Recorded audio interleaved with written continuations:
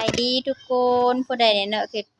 ใส่ขิมอยู่ข้างคองข้างนอกแล้วเนาะใส่แล้วหน้าบ่สับเป็นฝ้าเป็นกะจักเทื่อเนาะเพราะว่าใส่ขิมอยู่ใส่มาแล้วหน้าก็บางเนาะ1แล้วหน้าบาง2แล้วหน้าแดงเนาะเพราะฉะนั้นแล้วเราต้องมารักษาฟ้ามา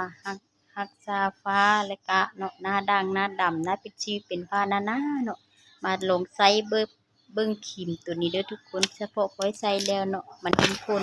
ฝ้ากระจ่างโดยสิวเซียนสิวเกิดก็บ่มีเพราะฉะนั้นแล้วเราต้องมาใช้ด้วยครีมตัวนี้เนาะครีม KP ตัวนี้เฮ็ดให้หน้าของเรา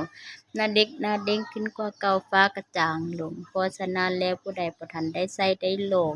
ให้เข้ามาเอาเด้ออยู่หันแม่กาวขายครีม KP เด้อใช้แล้วหน้าเด็กหน้าเด้งหน้าซุ่มหน้าซื่นเนาะหน้าบ่เป็นสิวบ่เป็นฝ้าใช้ดีแฮงเอามาทุกๆครั้งบ่ต่ำกว่า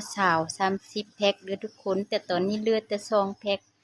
บ่เกิน2วันนี้ก็หมดถ้าเพิ่นผู้ใดอยู่บ้านไกลเรือนเคียงพาวๆมาเอาเด้อ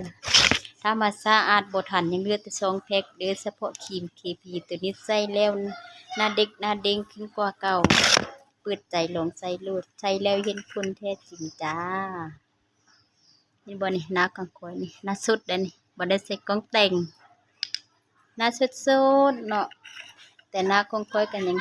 หน้าใสหน้าเด็กหน้าเด้งขึ้นขนาดนี้เนาะลองมาใส่เบิ่งเด้อบ่ได้เฮ็ดให้ใบหน้าของเราบางแล้วไปเฮ็ดให้หน้าของเราเป็นสิวเป็นฝ้าอีกหลังจากเราใส่แล้วเราเซาใส่หน้าก็บ่ได้เข้าฝ้าแล้วก็บ่ได้เป็นสิวเซียนสิวเกิดแต่ว่าต่างเท่าหน้าเราบ่ใส่ขึ้น